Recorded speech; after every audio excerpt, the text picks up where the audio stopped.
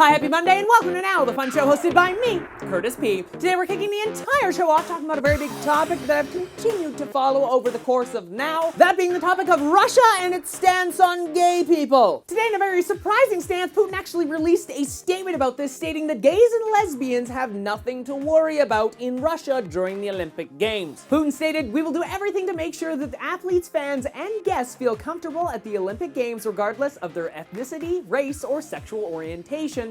I would like to underline that." This, of course, all funneling back to the fact that Russia has a law that actually bans the promotion of the gay lifestyle to anyone under the age of 18. So just another step towards Sochi 2014, of course that being the Olympic Games that everyone is talking about here. In my head, if I was part of the LGBT community, there would be no way I would be heading to Russia. Just, it is not the place I want to be right now. From gay rights to YouTube, right here on YouTube, because it looks like they are planning on launching a brand new music subscription service, among the many other things they're launching these days. Expected to be released in the next few months, this new music subscription service will have two different tiers, a free version and a premium option with unlimited access. The premium option will cost $9.99 a month and will work on multiple platforms, so you can listen to your music basically anywhere. Though no word on how this will affect the music giant on YouTube known as Vivo, because if you've ever searched music on YouTube, that's like the big name you always get. Coming back to my thoughts on this whole thing, I really do think that YouTube at this point in time is just chucking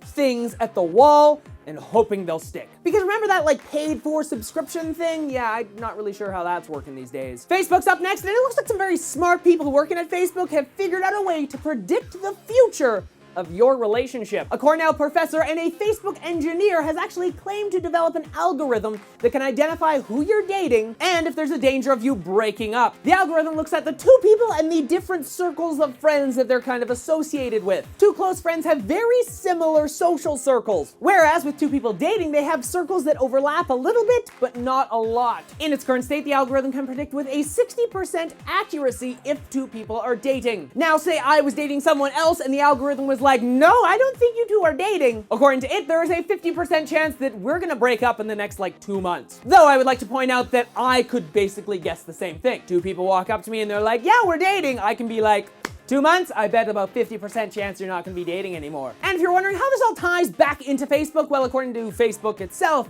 it can use this data to better sell ads towards you. Which basically means that in the future, Facebook will suggest your girlfriend is going to dump you. Here's some flowers, they're about $500, you should buy them right now. From the online world to the physical world now, because it looks like the iPhone is gonna get a Gamepad soon. The Moga Ace Power is a brand new gamepad built for the iPhone and iPod Touch running iOS 7. It has 2 analog sticks, 4 action buttons, 2 top-mounted triggers, and a D-pad. Also, along with all of this, a built-in battery that allows it to charge your iPhone or iPod Touch while you play. It's a pretty sweet concept, and it actually slides together to actually make sure it's a compact design, which is nice because you're probably going to be carrying this around in your bag all the time. If you're a big gamer and you're interested in this type of thing, it will come in at a price tag of $99, which is not too bad, though it's a little expensive. And that kind of leads me right into the question of the day, because are you interested in a gamepad for your smartphone or your iPod Touch?